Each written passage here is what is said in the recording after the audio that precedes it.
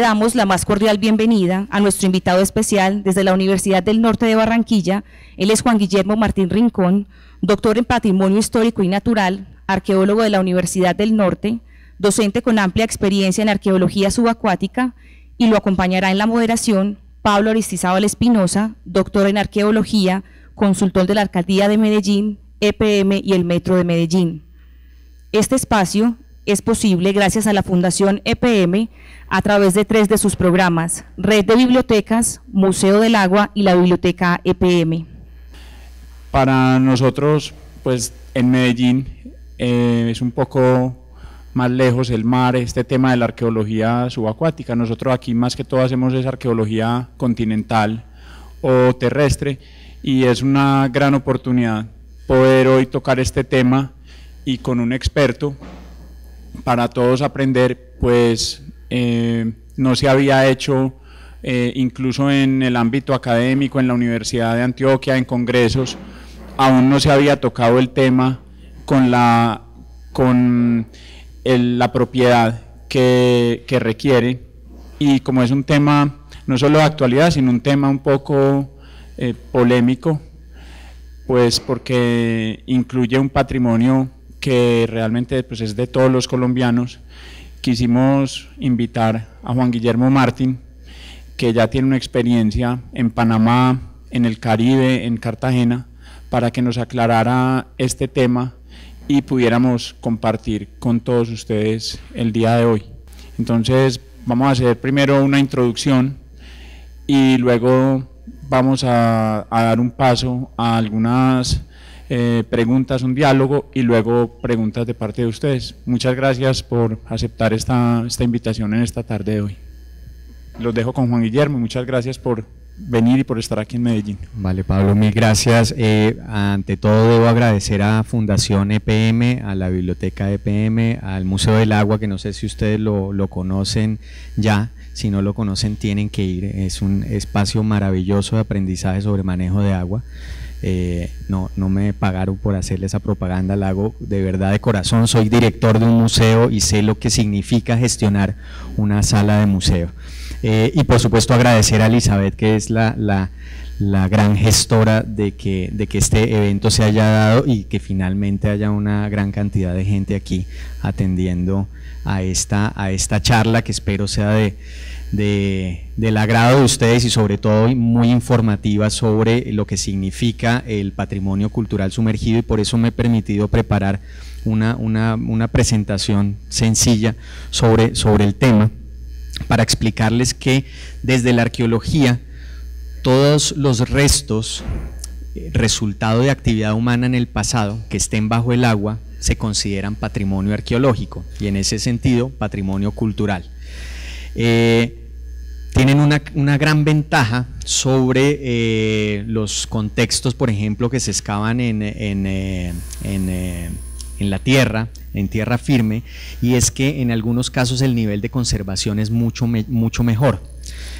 ¿Por qué? Porque las condiciones subacuáticas, sobre todo a gran profundidad, generan ambientes que tienen muy poco oxígeno, y eso evita la descomposición, por ejemplo, de la madera, que en otros contextos, en los contextos que trabaja Pablo, por ejemplo aquí en el Valle de Urrá, pues no se van a conservar. Entonces es la gran posibilidad, son lugares ideales para encontrar evidencias del pasado que normalmente uno no encuentra.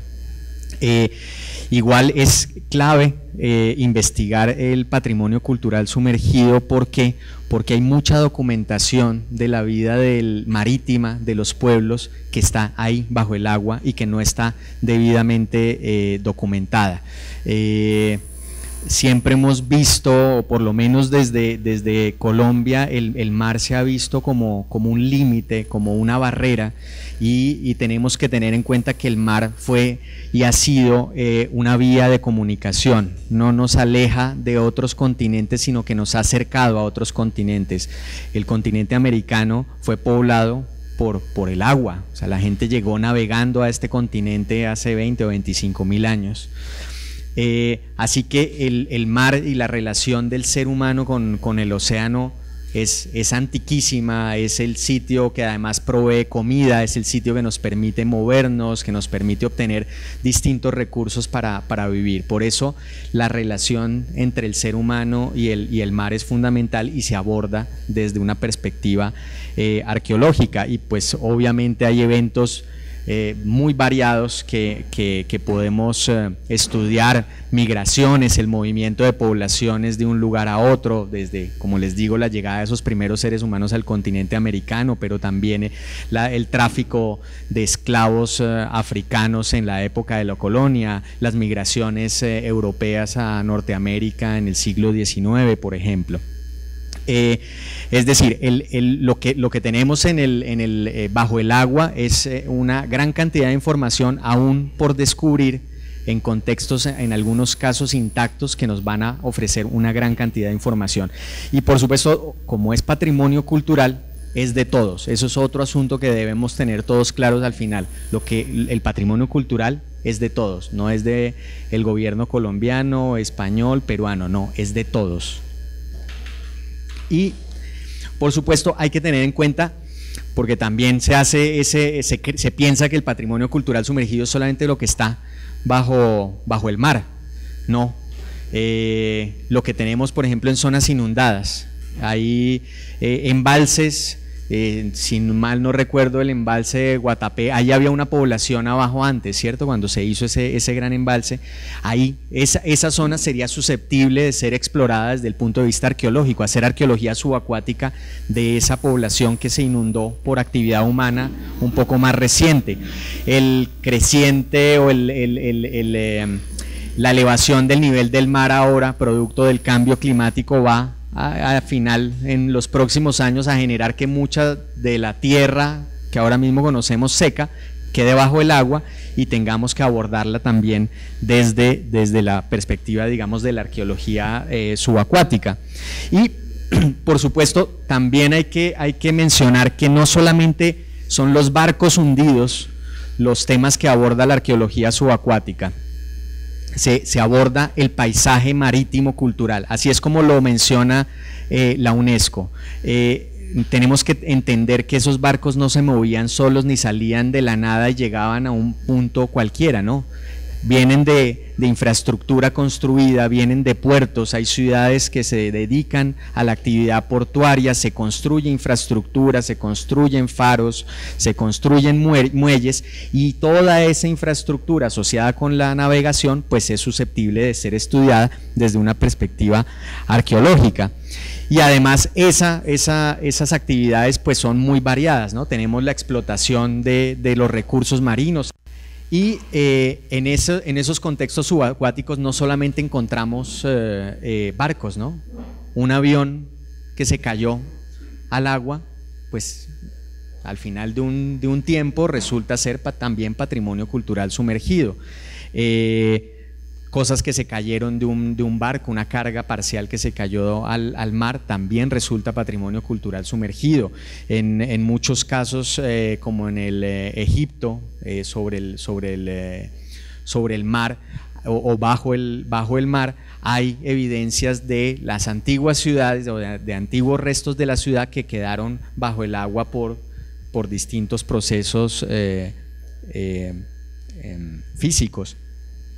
Y por supuesto, pues me concentro en el tema de los barcos, porque pues es lo que nos convoca hoy, el Galeón San José, pero pues no es el único ni el más conocido. Yo creo que el Titanic es bastante conocido por todos ustedes, y más ahora que se ganó Leonardo DiCaprio su Oscar finalmente, no por esa película que es muy mala, pero ese barco, o el hundimiento de ese barco, por supuesto, que además ya tiene más de 100 años de haberse hundido, se considera un contexto arqueológico. Por supuesto, pues está hundido en unas condiciones muy particulares y muy difíciles que requieren alta tecnología. Allí a la derecha de ustedes ven el hundimiento del Vasa, que fue un barco que se hundió en el siglo XVII en Suecia. Y ahora les voy a contar un poco más de ese barco, porque además ese barco se hundió el día que se inauguró, lo diseñaron mal y se hundió. para que vean que bueno, aquí también nos pasan cosas, o siglos después nos pasan cosas que inauguramos las obras mal y nos quedan mal. A ellos les pasó en 1628, nosotros lo hacemos en el 2000 tanto. Entonces, la actividad marina, la navegación, pues han despertado, digamos, el interés de mucha gente, ¿no?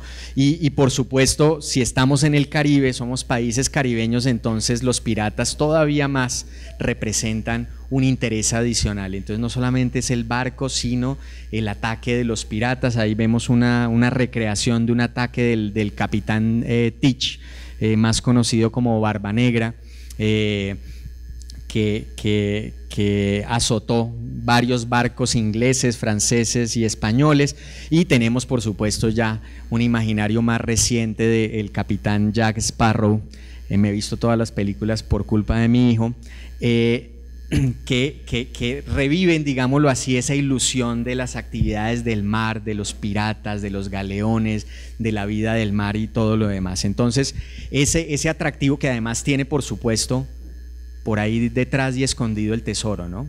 Para los que somos mayores como yo, seguramente leyeron La Isla del Tesoro y se emocionaron con la historia del capitán Flynn y el tesoro y la isla y el mapa y todo este asunto. Bueno, todo eso ha generado, digámoslo así, un imaginario muy particular sobre el patrimonio cultural sumergido, y por eso el que otro tipo de gente más allá de los arqueólogos se interese de una manera especial por este tema. Finalmente, la llegada de los arqueólogos a los contextos subacuáticos es relativamente temprana en la historia de la humanidad. En la década de 1960, este señor que ven ahí, que es profesor emérito de la Texas A&M en Estados Unidos y que creador del Instituto de Arqueología Náutica, el INA, el señor George Bass es el primero que inicia o que aborda, digamos, contextos subacuáticos de una manera científica.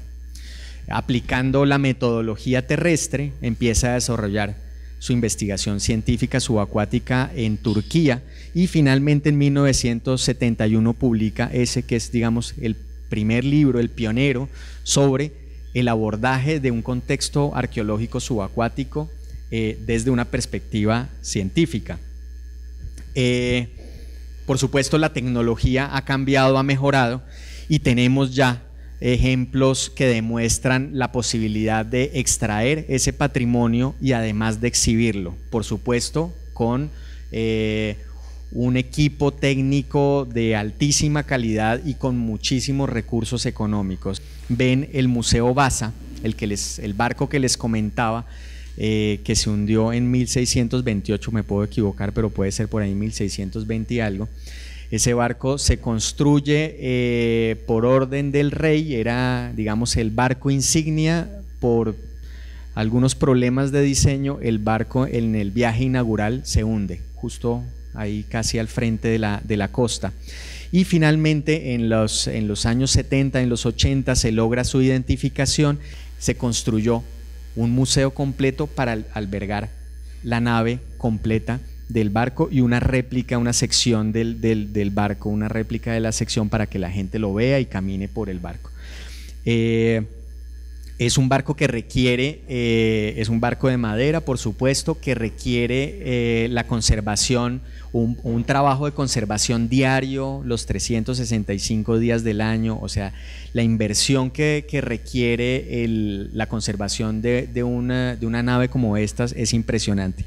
Y a la derecha de ustedes está el Museo del Mary Rose, el barco preferido de Enrique VIII, que se hunde en 1545, creo, y en Portsmouth se construye ese museo para albergar una parte del casco, porque no se recuperó todo. Lo que ustedes ven es una buena parte, pues una buena porción del barco que se recuperó. En ambos casos hay un equipo de científicos trabajando en documentación, todavía se sigue trabajando en documentación de cada uno de los elementos de este barco, y sobre todo en la conservación. Los objetos bajo el agua están en ambientes relativamente estables, y cuando los ponemos en contacto con el oxígeno se acelera su proceso de descomposición, de oxidación, y entonces requieren intervenciones que resultan muy costosas de plastinación, liofilización, son procesos muy complejos, pero que efectivamente se pueden hacer, y pues el ejemplo es que hay museos hechos a la medida de estas naves. Como les decía, o sea, los avances tecnológicos nos han permitido explorar cada vez más lugares recónditos del planeta, entre ellos el fondo marino.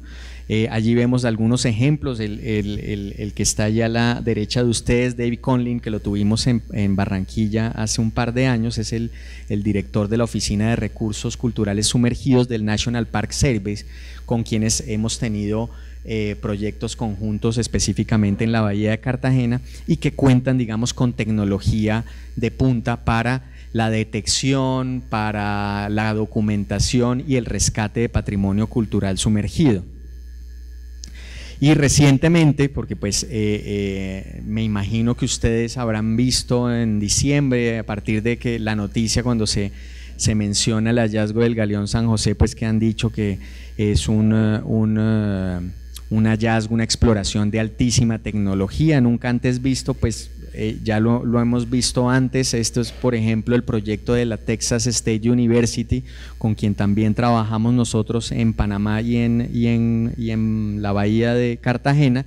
El equipo que tienen, un barco oceanográfico que permite hacer las exploraciones y las identificaciones, en este caso en el Golfo de México, y a una profundidad de más o menos 1400 metros, para que vean hasta dónde se puede llegar y el nivel de detalle que se puede conseguir con el equipo actual.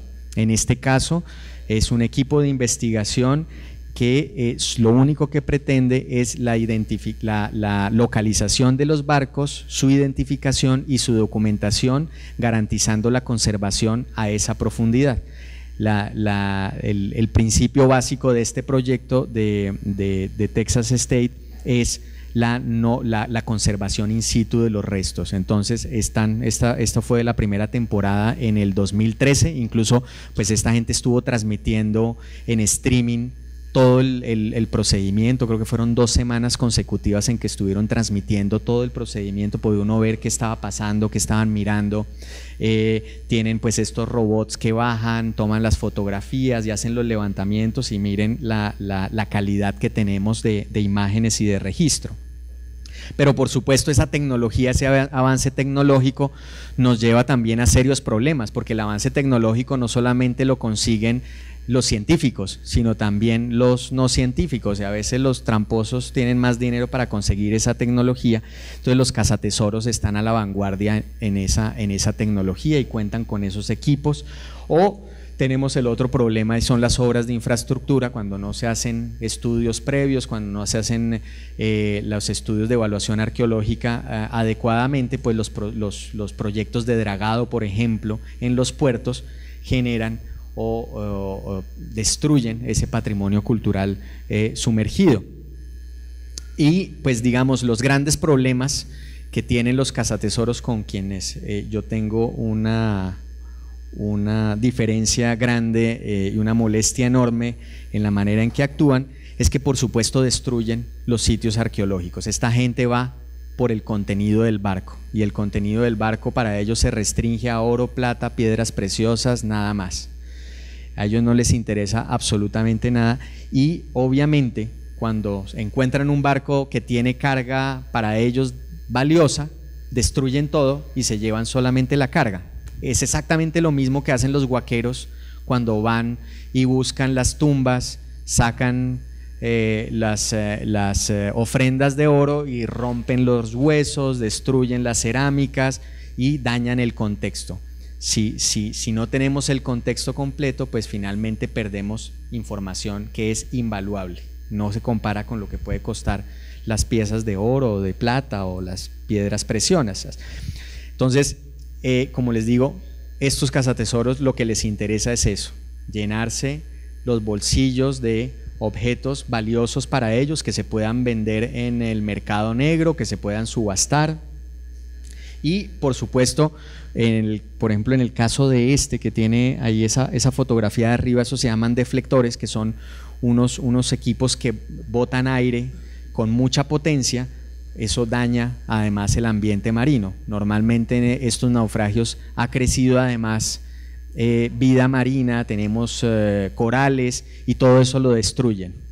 Por eso el principio de conservación in situ es fundamental, porque no solamente estamos conservando historia, sino estamos conservando también el medio ambiente que bastante duro le hemos dado. Y al final, cuando actúa un cazatesoros, cuando actúa un huaquero, lo que hacemos es perder nuestra historia, la historia de todos. Por eso viene la Convención de UNESCO. Empiezan a trabajar en la década de los 90 un grupo de especialistas en el tema del patrimonio cultural sumergido, y finalmente en el 2001 sale la Convención de Patrimonio Cultural Sumergido y empiezan a firmarlo. Creo que el primer país que firma la Convención de UNESCO 2001 es Panamá, y creo que es el primero que la incumple también. Colombia no quiso firmarla, para que lo sepan. Colombia no firma la Convención de UNESCO, no conozco las razones de peso para no firmarla, pero cuáles son las cosas que hay que saber de la Convención de UNESCO, que ustedes la pueden consultar en la página de UNESCO, es que los restos de actividad humana del pasado que están bajo el agua son patrimonio cultural. Ese es el principio fundamental de esa convención. Lo otro es que son bienes de dominio público, no son de un Estado, no son de una persona, son de dominio público, son de todos, y que no se pueden hacer actividades comerciales asociadas a patrimonio cultural sumergido. Es decir, que yo no puedo contratar a una empresa privada para que me saque el barco hundido. No. Cuando hay fines comerciales, eso no es arqueología subacuática, esa no es investigación científica. Algunos países han dicho que no firman convención de UNESCO porque ellos tienen sus reservas con el tema de propiedad de los barcos. Convención de UNESCO jamás habla de propiedad del barco. Los barcos, o sea, para Convención de UNESCO, patrimonio cultural sumergido es de la humanidad, no es, insisto, de Colombia, España, Perú, ni nada de eso. Entonces no hay nada relacionado con el tema de propiedad, para que se tenga claro. Y lo otro es que fomenta la cooperación entre los estados parte de Convención de UNESCO, o sea, la posibilidad de hacer investigación subacuática cooperando con otros países. Si yo no tengo la tecnología, si España tiene la tecnología, ¿por qué no hacemos un acuerdo entre países y busquemos la manera de investigar y de recuperar ese patrimonio? ¿Por qué no se puede hacer? Se hace en otras actividades, esta es una de las que se puede hacer, y les voy a demostrar que se puede hacer con unos ejemplos. Y finalmente después está el anexo, en donde está, digamos, todo el tema técnico de cómo abordar patrimonio cultural sumergido. Yo no sé si ustedes han oído hablar de la fragata Nuestra Señora de las Mercedes y una empresa de cazatesoros que se llama Odyssey. Esa empresa saqueó esa fragata de Nuestra Señora de las Mercedes en aguas territoriales españolas. Odyssey, cuando hace el saqueo, dice que eran aguas internacionales. Finalmente agarra las monedas, ustedes ven ahí esa caja destapada con monedas de plata y cientos de cajas con más material de este. Fue lo único que rescataron. Obviamente España hace su reclamación, en este caso con justicia, porque habían sido expoliados de su mar, de su territorio, esos restos culturales, e inicia un proceso legal en una corte norteamericana que gana. Finalmente España gana el litigio y consigue en el 2012 recuperar esa carga. Entonces mandan un avión de la Fuerza Aérea, de la Real Fuerza Aérea Española, a recoger todos esos cientos de cajas de la carga de la fragata Nuestra Señora de las Mercedes. Odyssey, cuando hacía su propaganda, mostraba esa foto y una caja. Solo habían intervenido con restauradores una caja, nada más. El resto las tuvieron tapadas y nunca las mostraron, y solo querían mostrar la cantidad de dinero, la cantidad de tesoro que había, pero ellos sabían lo que costaba la inversión de conservación y por eso solo lo hicieron de una caja. Entonces, gran sorpresa cuando llegan al Museo Arcua en Cartagena, en España, en donde está el Museo de Arqueología Subacuática Español, y se encuentran con que las cajas están un poco de monedas sin haber sido intervenidas, y que por supuesto en este momento están en proceso de intervención. Aquí ustedes ven cómo se deshace la bolsa en la que venía, y el proceso de oxidación lleva a que se cree, digamos, esta masa de metal. En este caso son monedas de plata. Obviamente esto requiere una gran cantidad de personal, de insumos, de tiempo para su intervención y para conseguir finalmente que se vean como los mostraban en esa foto. Por suerte, España tiene el laboratorio de conservación más grande que tienen en Europa, cualquier institución, más de 2.000 metros cuadrados, adecuados específicamente para atender patrimonio cultural sumergido. Esto requiere unas piscinas especiales para tener las cosas en proceso de desalinización, requiere equipo especializado y personal que sepa del tema. Y por supuesto también especialistas después en numismática, en limpieza, que se hacen cargo de la catalogación. Es un proceso que están adelantando. Sin embargo, ya desde el año pasado abrieron una gran exhibición sobre la fragata Nuestra Señora de las Mercedes, que está en el Museo Arqueológico Nacional, en el Arcua y en el Archivo General de Indias. ¿Y nosotros qué? Ya les he hablado un poco de lo que pasa en Europa. Pues no les hablo de Latinoamérica, en donde hay experiencias muy exitosas en México, en Brasil, en Chile, en Argentina, en Uruguay, solo por mencionar algunos que tienen las mismas condiciones que nosotros.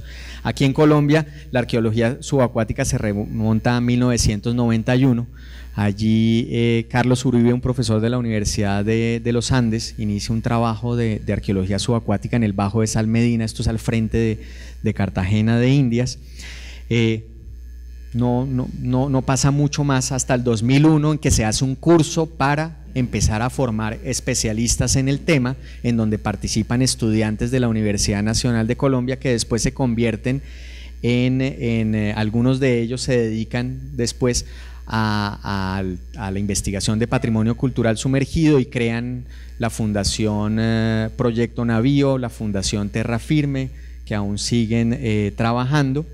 En el caso nuestro, no voy a hablar de los otros colegas, que quede constancia, y aquí lo están transmitiendo, que los he mencionado, porque siempre dicen que es que yo digo que yo soy el pionero de la arqueología subacuática en Colombia. No, yo aparecí en el espectro hace 4 años, no pretendo ser pionero de nada, pero sí quiero hacer las cosas bien.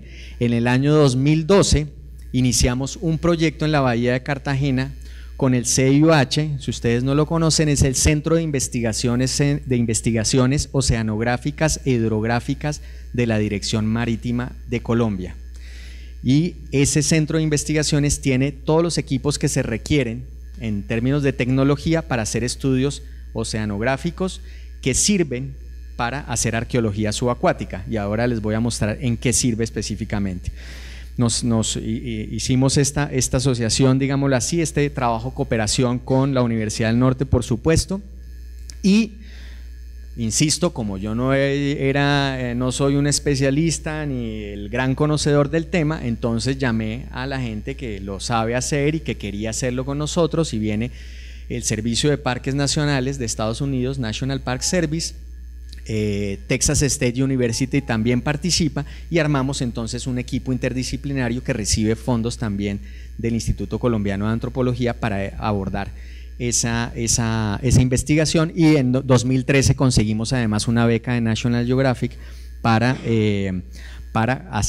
continuar este proyecto. Justamente lo que tenemos aquí en la fotografía es un sonar de barrido lateral. Ese sonar lo que hace es que permite prácticamente ver lo que está en la superficie del lecho marino. O sea, es un escáner, digámoslo así, de sonido, que nos permite ver qué es lo que hay, todas las diferencias que hay, y lo que estaba marcado con circulitos era lo que habíamos visto, que eran cañones que se ven claramente, o sea, es muy claro. Eso es en la bahía de Cartagena, muy cerca a Castillo Grande, para los que lo conocen. Ahí estuvimos trabajando un naufragio que también digo públicamente, yo no me lo encontré la primera vez. Ese naufragio lo había encontrado la Armada hacía años, y el capitán Acosta, que en ese momento era el director del CIOH, conocía el sitio y me dijo: vaya y trabaja allá y probemos los equipos que tenemos y lo apliquémoslos a la arqueología. Funcionó perfectamente. Así seguimos. Al año siguiente, ahí hicimos unos buceos de reconocimiento. La visibilidad desafortunadamente de la bahía interna de Cartagena es bastante mala por sedimentación del canal del dique y por todo lo que ustedes se imaginan que le cae a la bahía. No es muy sano bucear ahí. Sin embargo, pues hicimos los buceos, hicimos un registro fotográfico de varios de los cañones, si ustedes ven ahí, pues ahí se alcanzan a ver un par de ellos.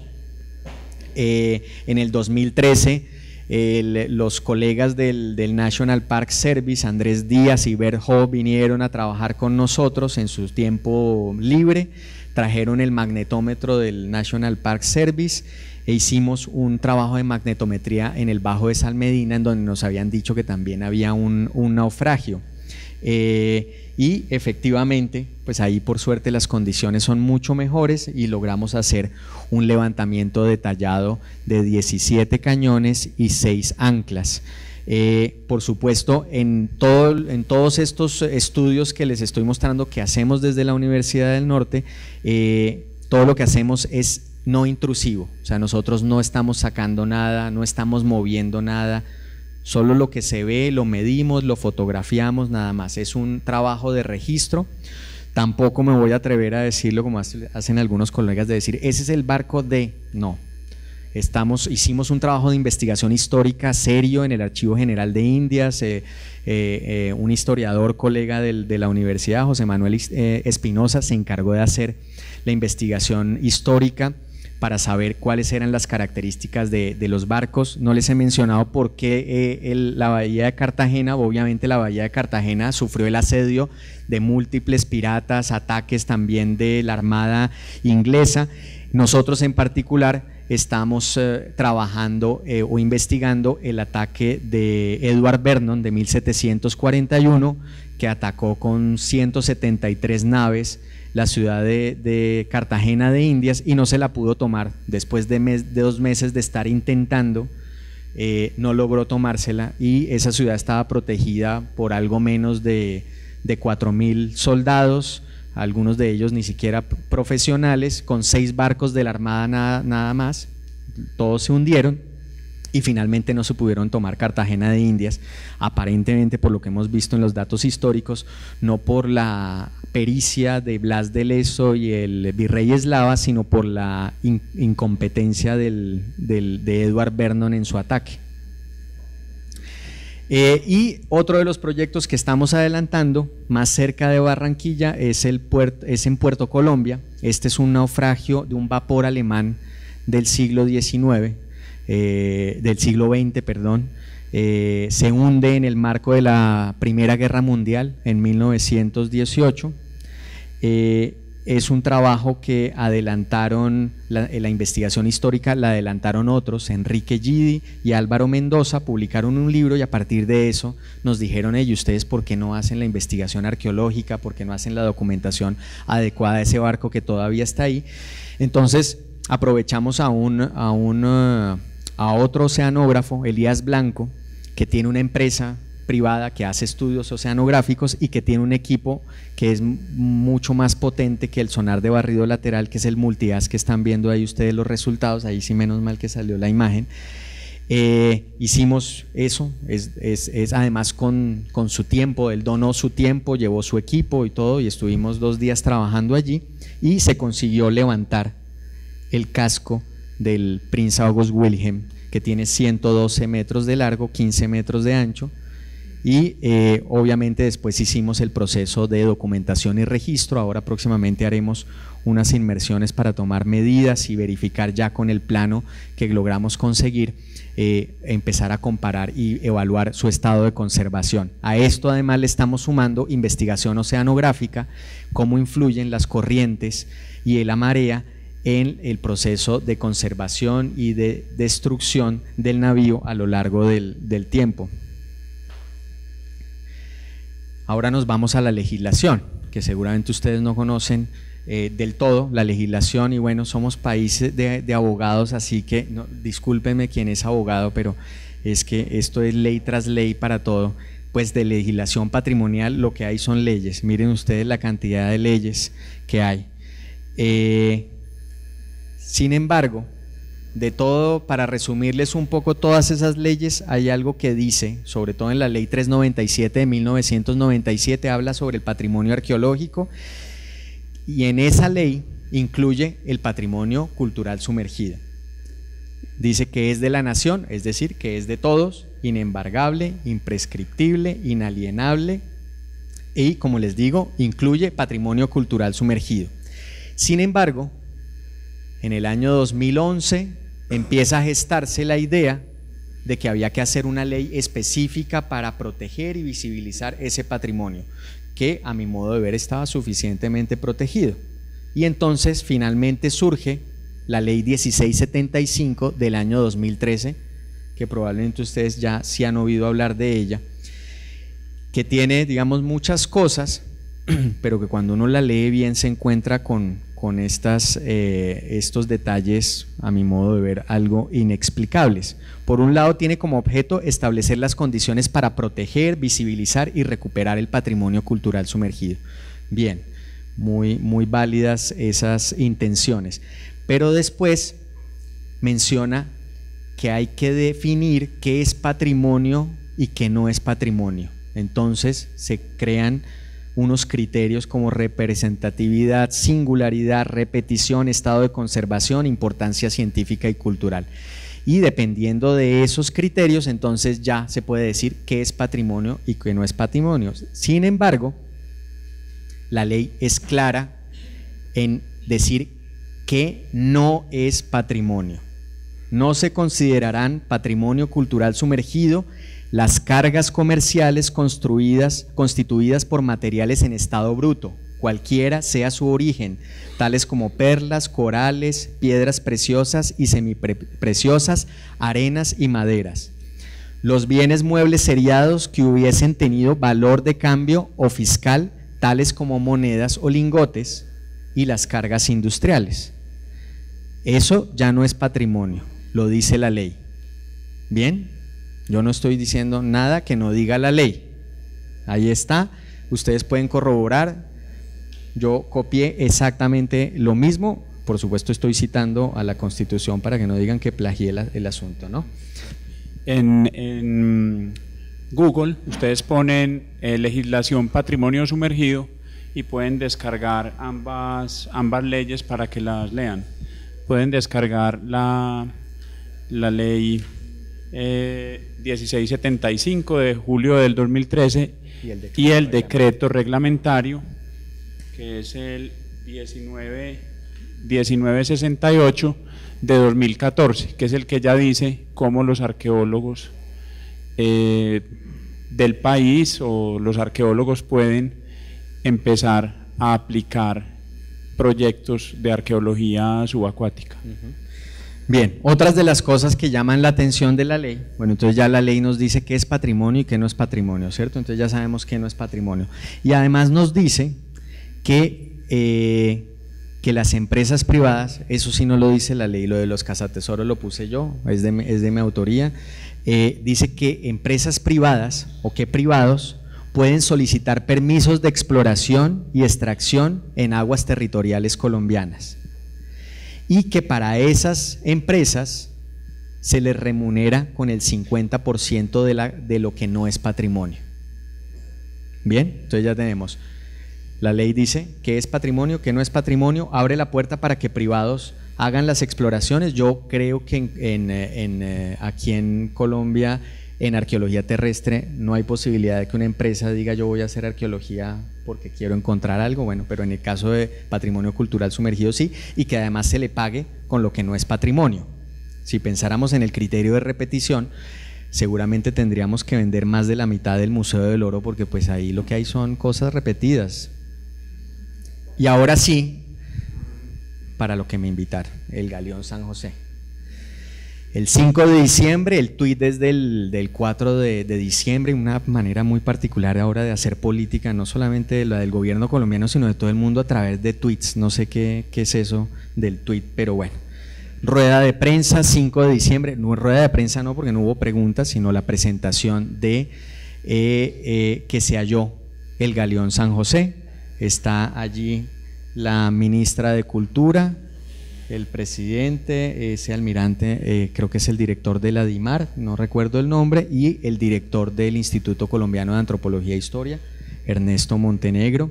Ernesto después hace una presentación muy somera sobre el hallazgo, muestra, aquí sí menos mal que sí sale, esta es justamente una imagen de sonar de barrido lateral, lo que ustedes ven aquí, y después unas fotografías que seguramente se hicieron con un ROV para tener esas primeras imágenes, y nos dicen ese es el Galeón San José. Tenemos que ahí tener un acto de fe porque pues digamos científicamente no tengo ningún dato real que me diga o que nos diga que efectivamente es el Galeón San José. Supongo que deben tener más datos que no compartieron, que están confirmando. No creo que el presidente Santos hubiera salido en falso a decir que ese era el Galeón San José y no es, ¿no? Y después viene el despliegue mediático y la discusión se plantea en un escenario totalmente extraño, y es el de la propiedad del barco. Entonces saltaron a decir que España lo va a reclamar. Si ustedes me muestran alguna noticia de un funcionario del gobierno español reclamando el Galeón San José, no he visto ninguna todavía, no conozco ninguna, porque no lo han hecho, porque no lo han reclamado. O sea que la discusión no la inventamos desde aquí, los medios de comunicación quizás, puede ser.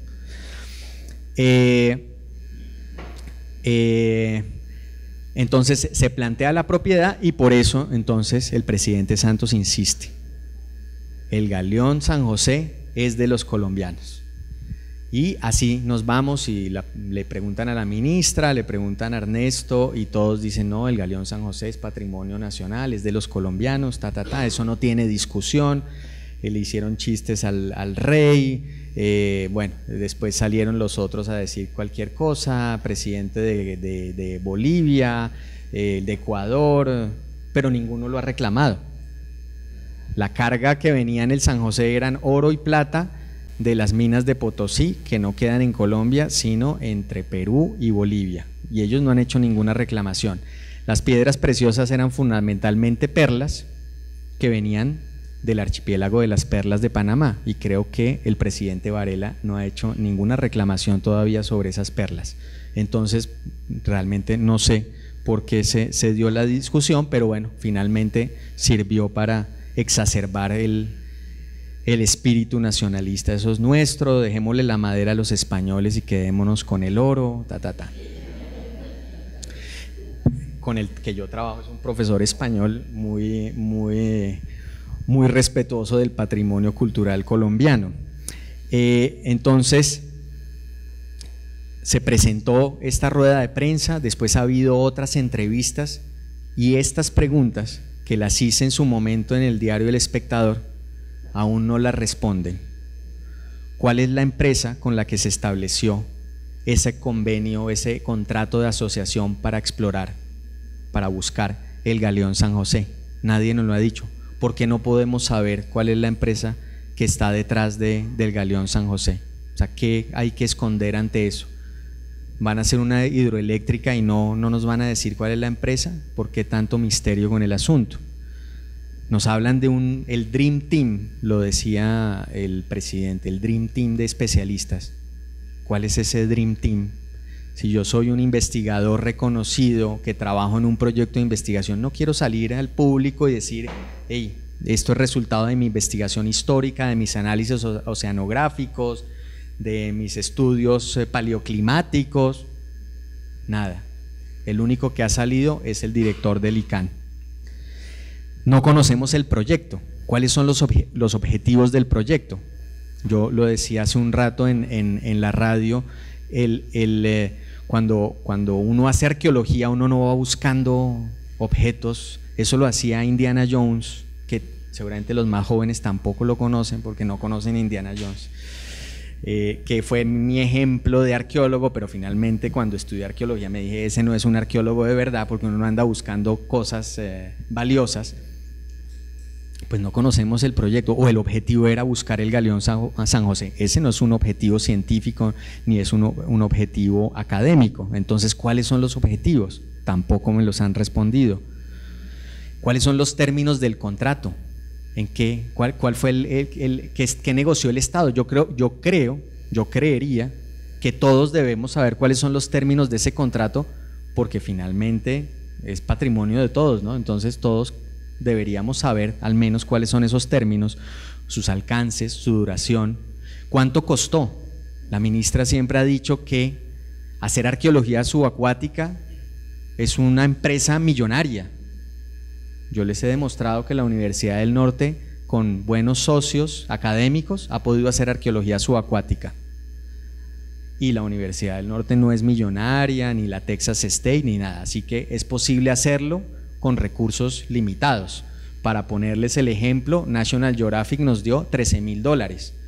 Eso el cambio de ahora está bien, pero en 2013 era muy poquito dinero. ¿Y por qué se considera clasificada la información? ¿Por qué no podemos saber eso? Porque no está publicado en la página del ICANN esos detalles.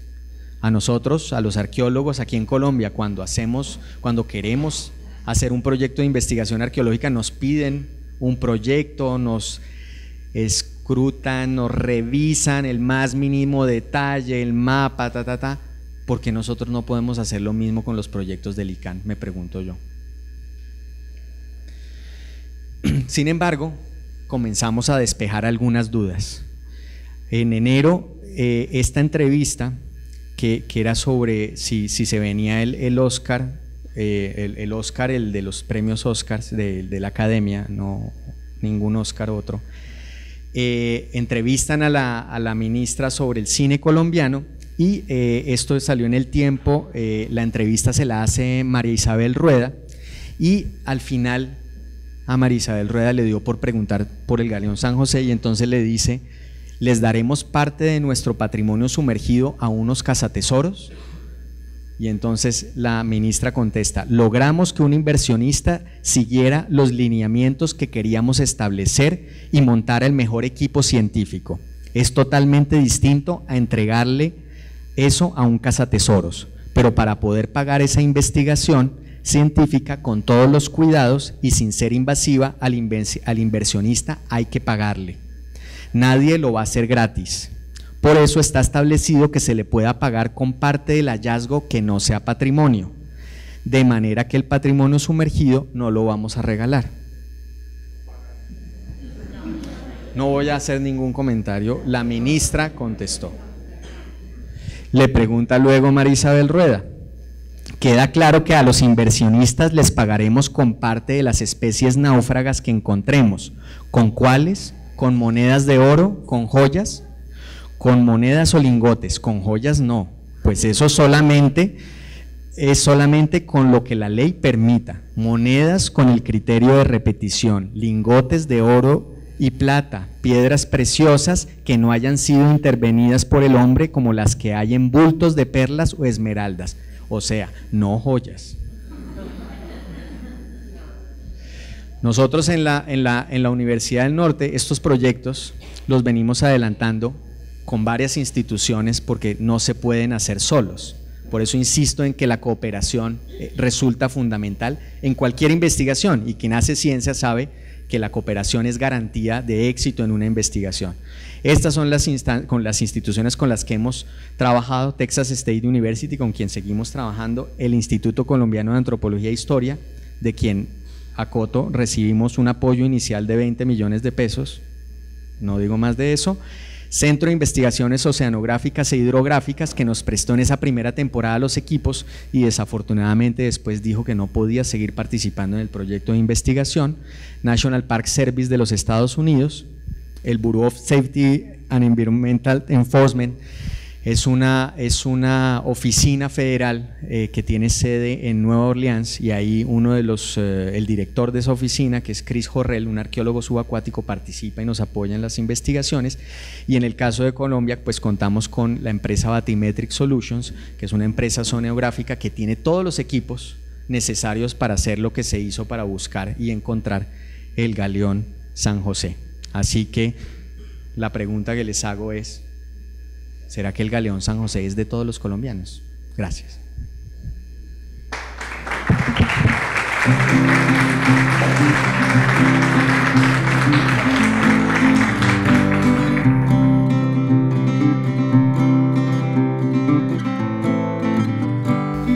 Los pronunciamientos que ha hecho el gobierno español han sido más en términos de querer informarse sobre el proceso de investigación, si es que lo hay, en qué estado está avanzando la investigación, pero insisto, no ha habido un pronunciamiento oficial que diga el barco es mío. Quien ha planteado ese escenario es justamente la prensa. La prensa es la que ha dicho: hey, los barcos con bandera de cada país pertenecen a cada país independientemente del tiempo que haya pasado, y entonces dicen, entonces van a reclamar, España lo va a reclamar, pero realmente España no. Sí, barco militar. Digamos, es un asunto que habrá que verlo, habrá que esperar a ver qué sucede. Sin embargo, creo que se abrió más la puerta hacia la cooperación de España. España tiene una trayectoria en investigación subacuática importante. El equipo ARCUA lleva trabajando varias décadas el tema. Recientemente demostró su capacidad, como les dije, en este barco de Nuestra Señora de las Mercedes, que fue saqueado por Odyssey. El año pasado, Iván Negueruela, el director de ARCUA, consiguió que un barco de la Armada lo llevara al punto y se hiciera una exploración para ver el estado de lo que había quedado allí después del saqueo. Sí, de bandera española. Y esa exploración la hicieron a 1100 metros de profundidad, o sea que la tecnología los españoles la tienen para hacer ese tipo de intervenciones sin ningún problema. Y lo que usted me decía del cañón, y no sé si me pasó algo por ahí entre eso y el cañón, claro, lo que hace uno después de un proceso de exploración y de localización es el de extracción de algunas cosas que permitan corroborar la identidad del barco, porque cañones tenían muchos galeones, botijas tenían muchos galeones, losa tenían muchos galeones. Entonces la manera de precisar su identificación es sacando algunas cosas. Los cañones, por ejemplo, tienen los escudos del rey, y entonces eso permite ya establecer una cronología. La investigación histórica ya detallada permitirá saber las características de los cañones que tenía. Esos 64 cañones no eran todos iguales, entonces ¿qué tenían? Sabemos que algunos eran de bronce, los que se ven en esa fotografía son de bronce, pero falta todavía mucho. Supongo o que se avanzó mucho en la investigación y no nos han mostrado nada, y hoy a las 3 de la tarde finalmente el director del ICANN salió y mostró todo, y entonces estoy haciendo el ridículo hoy o no, pero hasta ahora, pues como yo no lo sabía y lo preparo a las 3 de la tarde, pues no lo sabía, y si no hubiera esperado a ver qué dice para haber cambiado mi presentación. Entonces sí, efectivamente sí hay que extraer algunas cosas para facilitar la identificación y garantizar que lo que estoy diciendo es real. Yo por eso no les dije el barco de la bahía es tal, y se le hundió a Blas de Lezo. No, eso lo dicen otros colegas, yo no me atrevo a decirlo, aunque tengo muy buenos datos históricos, pero me hacen falta más datos para asegurarlo. Por aquí tenemos dos preguntas más del público que nos enviaron por escrito. La primera dice, para dar un debate sólido sobre los asuntos expuestos, debe haber una formación crítica desde las aulas con respecto a la disciplina. ¿Cree usted que esto se hace actualmente?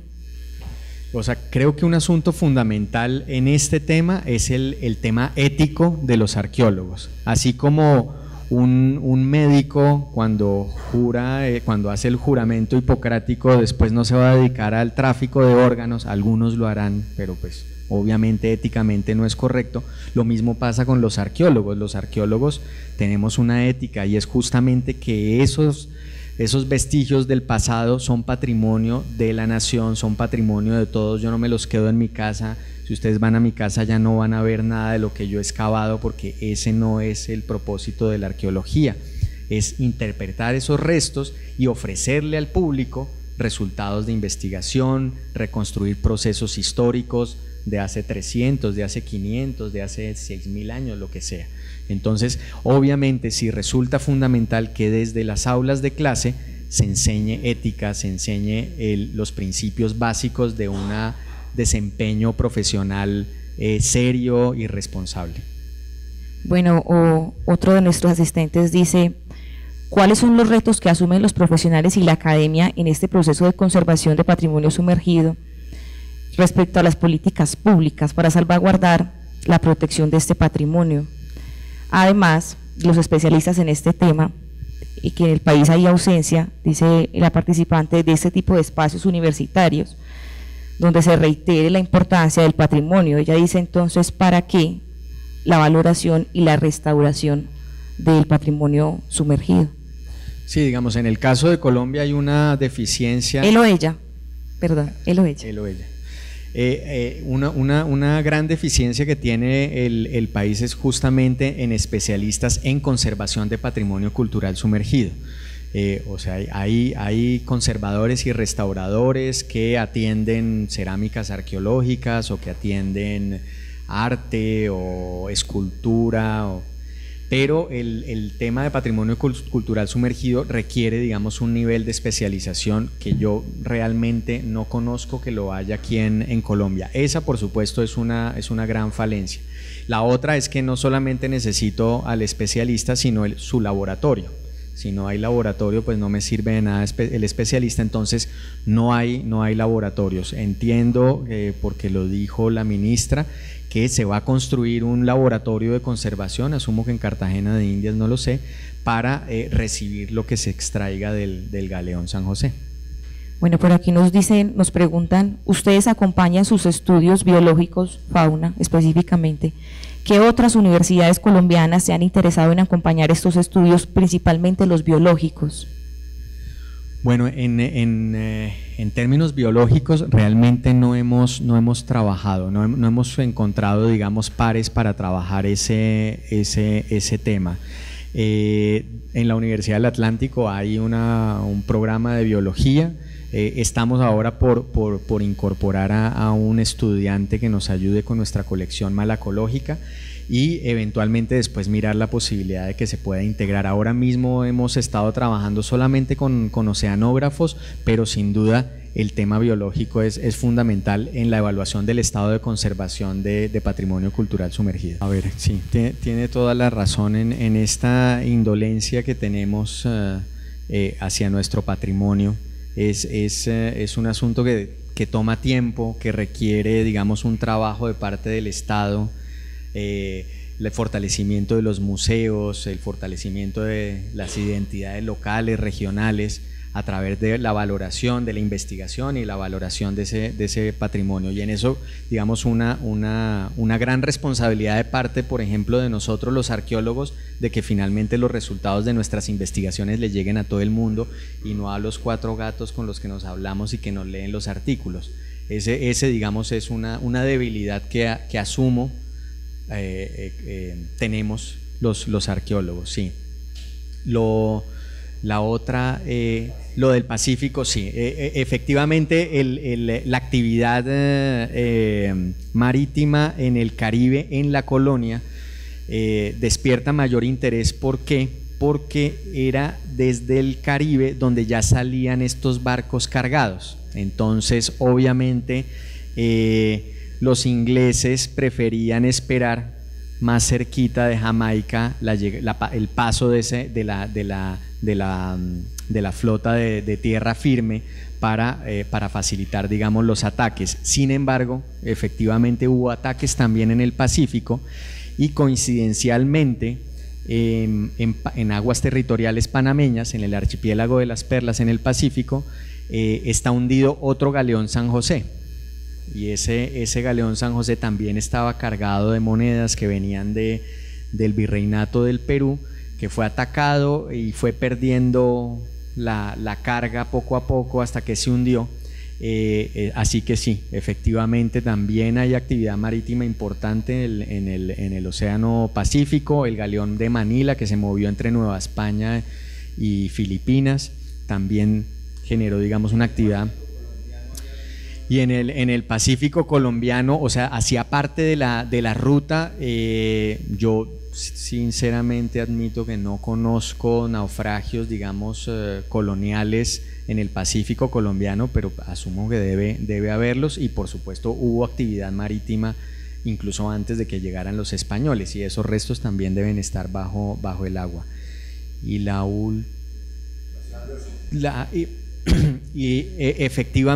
efectivamente una de las cosas que sin duda se debía tener en cuenta en este tema de patrimonio cultural sumergido es el tema ambiental, biológico. Estos naufragios finalmente se convierten en unos santuarios particulares en donde crece coral y donde crece y donde se genera una vida marina importante. En el caso, por ejemplo, del Prince August Wilhelm, allá en Puerto Colombia, Enrique Gidi, que fue el que escribió sobre el barco, él llegó a ese barco originalmente porque estaba haciendo una colección de moluscos del Caribe colombiano, y en ese barco encontró un molusco, y no me pregunten el nombre ahora mismo porque no me acuerdo, pero encontró un molusco único, y lo encontró ahí, demostrando justamente la riqueza, no solamente patrimonial, sino ambiental que tienen estos contextos. Entonces, cuando la gente dice, hey, ¿iban a sacar el Prince? ¿Para qué lo voy a sacar? O sea, ¿dónde voy a meter un barco de 112 metros de largo? Vamos a hacerle unas buenas fotos, vamos a buscar la manera de hacer unos buenos videos para que la gente lo pueda ver desde la orilla y conocerlo, pero donde lo saquemos vamos a afectar el ambiente, vamos a afectar el coral, vamos a afectar las corrientes que ahora le causan grandes daños a la costa de Puerto Colombia. Entonces, todo eso se tiene que evaluar, no simplemente voy y saco y me lo llevo para un laboratorio. Entonces sí, lo biológico es fundamental, y en la ley, por ejemplo, no se menciona. Leonardo, de la Universidad Nacional, pregunta: ¿qué pasaría con la nueva ley con el Prince August Wilhelm en Puerto Colombia? No es patrimonio cultural de la nación porque no tiene 100 años. Otro de los detalles que tiene la legislación es que se considera patrimonio cultural aquellos navíos que tengan más de 100 años de haberse hundido, así que este sería patrimonio nacional en el 2018. Nos preguntan también qué opina sobre la arqueología de rescate en contextos de patrimonio cultural sumergido. Bien, efectivamente se vienen adelantando proyectos de infraestructura en la bahía de Cartagena, se vienen haciendo dragados por parte de INVIA, si no estoy mal, y esos dragados y esas obras requieren estudios arqueológicos previos. La Universidad del Norte hizo uno para una ampliación de un puerto. Sé que Fundación Terra Firme está haciendo también un estudio de arqueología, digamos, de contrato asociado al dragado de la bahía. Así que sí, se maneja de la misma manera que se hacen que se solicitan las licencias terrestres, digámosle así, de arqueología terrestre. Yo quisiera decir algo con respecto a lo que tú dijiste ahora, que me parece muy importante, pues lo del pueblo colombiano y su relación con el patrimonio. porque miren que cuando aparece la noticia del barco, pues es un reflejo de lo que siempre nos pasa a los arqueólogos. Inmediatamente es Huaca y oro. Huaca es una palabra en quechua, se escribe con H, quiere decir sitio sagrado. El sitio sagrado puede ser un apu en quechua, cima de montaña. El sitio sagrado puede ser un nacimiento. El sitio sagrado puede ser un árbol ceiba, o el sitio sagrado puede ser una cascada, o también un sitio funerario. Y los restos de los ancestros se convertían en lugar sagrado, el cementerio. Cuando los españoles, ellos estuvieron mucho tiempo en el Perú, cuando llegan acá ellos vienen con el concepto de huaca como cementerio. Y los huaqueros eran los, digámoslo así, los profanadores de tumbas, o lo que llamamos hoy en día, ya luego se adquiere esa palabra, huaquero. Algo lo que decía Juan, se destruye la vasija, los huesos sin ningún respeto, por saber cómo era esa cultura, cuántas personas yacían en el cementerio, sino es, y acá somos un país mucho de lo inmediato, no lo posterior. Entonces, lo primero que se pensó cuando sale el galeón es, ¿cuánto hay ahí? La huaca, el oro. A nosotros como arqueólogos todo el tiempo, hay el orito. Acá en el Valle de Aburrá no hay oro. El que sabe mínimo de geología, no hay oro. El oro está depositado hacia Tarazá, Segovia, donde los ríos socavan las montañas y depositan. Acá hay muy poco oro que carga la quebrada Santa Elena en ese tiempo que cargó y se lavó un poco de oro, pero geología de Coquito nos permite saber que aquí no hay oro. No hay grandes tesoros, están en el río Cauca, están en zonas más orfebres del país. Entonces eso es muy triste para nosotros porque siempre es eso en términos de oro, en términos monetarios. ¿Por qué no pensar en un museo a largo plazo, un museo como los que mostró hoy Juan Guillermo en Europa? Yo creo que es posible, y un museo, porque miren los espacios tan bonitos que tenemos, miren esta biblioteca, es una obra y que presta un servicio cultural, algo como un museo como esta biblioteca, pero un museo que hable de toda esa historia naval que hubo en esa bahía de Cartagena tan importante, incluyendo no solo la cultura española, sino lo que estaban allá los indios, también cómo navegaron, los piratas, los bucaneros, para hacer toda esa diferencia, cómo eran los filibusteros, los de diferentes países que estuvieron allí atacando. Una cosa que le aclare a la gente, todo ese mito que ahora decía Juan Guillermo también, el mito de Blas de Lezo, que lo han construido una historia, pero científicamente, eso es lo que se debe, yo creo, que valorar siempre, más allá de esa visión de acá, como de que eso es mucho herencia también de que fue mucho de, mire que acá se crearon departamentos enteros con la huaquería, Risaralda, Caldas, todo eso que llamamos la colonización antioqueña se generó por la huaquería de las tumbas Quimbaya. Se poblaron zonas enteras del país por una oleada de migración por huaquería. Entonces eso para nosotros como arqueólogos y personas que sentimos, que sufrimos, apasionados por el patrimonio cultural, y nosotros gozamos con una vasija, con una piedra, con un hueso, con aprender un poco de esa historia, que aparezcan de una los titulares, cuánto vale, cómo vamos a partir, es una visión muy del ladrón de tumbas, del profanador, y que es lo que queremos, sobre todo con esta charla. Yo quisiera que ese sea como el mensaje, o sea, huaca no, oro no, sino historia, procesos sociales, procesos culturales, entender el pasado pero desde un punto de vista académico e histórico. Yo no creo que el Galeón San José, por más contenido que tenga, vaya a solucionar los problemas económicos de este país, pero un buen museo en Cartagena, un buen museo naval, va a generar un turismo internacional, va a generar unos procesos de conocimiento y va a hacer que nosotros como colombianos también tengamos una identidad y una nueva perspectiva de mostrarnos ante el mundo. lo mismo pasa acá en Medellín. Miren la tristeza, o sea, acá vienen los extranjeros y los llevan al edificio Mónaco, al edificio Dallas, y a donde tenemos un museo de arqueología que hable de lo que estuvimos hablando ayer, de los aburraes, y que ponga y que resalte eso, ¿no? Acá esa parte antes como que no nos enorgullece. Entonces el Galeón San José es una muestra, y lo que ha pasado y todos esos titulares de realmente que como que por esa cultura que tenemos del inmediatismo no vemos a largo plazo. Entonces, con lo que tú dijiste, era como una reflexión que yo quería hacer, y cuando a mí me invitaron de la Fundación EPM, bueno, hagamos un programa, yo quise que viniera un experto que tuviera una posición ética sobre el asunto, que nos pudiera ampliar ese panorama, y que cada vez vamos saliendo un poco de esa visión de la huaca, que antes era un concepto bellísimo, sagrado, de los incas, de los ancestros precolombinos, y se volvió una cosa degradada del robo y la destrucción de las tumbas de los ancestros que vivieron aquí. Bueno, y para terminar, profe, una última pregunta. Si usted dependiera, ¿qué haría con el Galeón San José?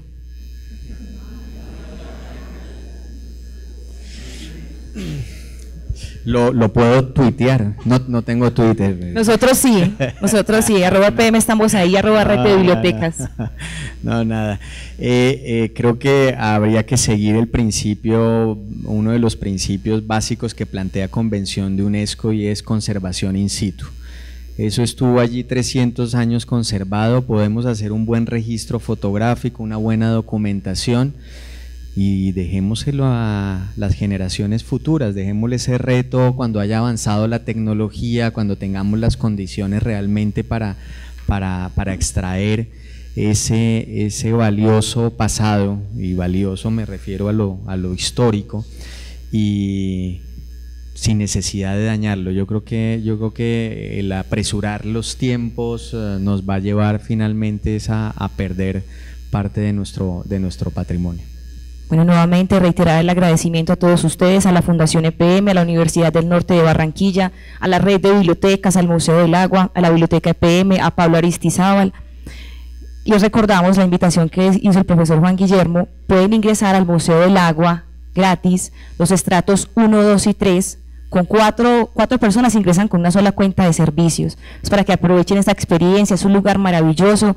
También si se quieren programar, niños, jóvenes y adultos, la Biblioteca EPM tiene una oferta amplia, muy amplia, gratuita, la encuentran en www.bibliotecaepm.com, pero para los más jóvenes, si quieren leer libros digitales y quieren encontrar la mejor colección de literatura digital gratuita, www.reddebibliotecas.org, www.reddebibliotecas.org.co.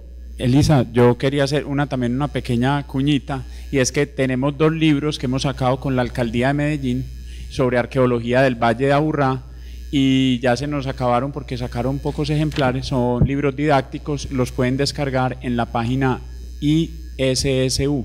Entonces, o en Google ponen nuevos descubrimientos arqueológicos en la ciudad de Medellín, y el otro se llama Los Aburraes tras los rastros de nuestros ancestros. Lo que dice Juan, también para terminar, que dejarlo sumergido, yo ahí difiero un poquito y les voy a plantear algo. El concepto en arqueología de muestra, sacar tal vez una muestra para investigación, pero sí estoy de acuerdo con él en que las tecnologías en el futuro cada vez serán mejores y habrá gente entrenada. Yo creo que en unos años la Universidad del Norte va a tener un equipo, la Universidad del Atlántico, y muy importante, que eso no lo decía en la ley, no lo hablamos hoy, es siempre que hayan pares nacionales en las investigaciones. A mí me parece eso lo tiene México, y eso me parece fundamental, porque acá en la ley nos la estuvimos revisando y no habla de que solamente de que la persona que va a investigar debe tener una cualificación, pero ellos nos llevan mucha ventaja. Entonces, ¿cuándo va a aprender los arqueólogos colombianos las técnicas de la arqueología submarina? Entonces, pues el concepto de la muestra, nosotros siempre sacamos un poquito, más uno no puede excavar un yacimiento entero, y la parte de los pares colombianos para que no sean los que ya tienen una ventaja, vengan, investiguen y se lleven todo, sino que siempre haya personas nacionales en los equipos. Es lo mismo, si van a montar acá un hotel, deberían haber un inversionista, porque si no, finalmente se va a vender el territorio o se van a vender la propiedad intelectual. Entonces, son cosas que muy bueno que ustedes también ya que oyeron la charla tan interesante hoy de Juan Guillermo, miren los decretos y ya también tomen, como tengan más elementos para pensar este debate que seguramente va a seguir muchos años y que no es la primera vez tal vez que se vaya a conversar sobre esto en estos espacios. Muchas gracias. Muchas gracias y recuerden visitar los programas de la Fundación EPM.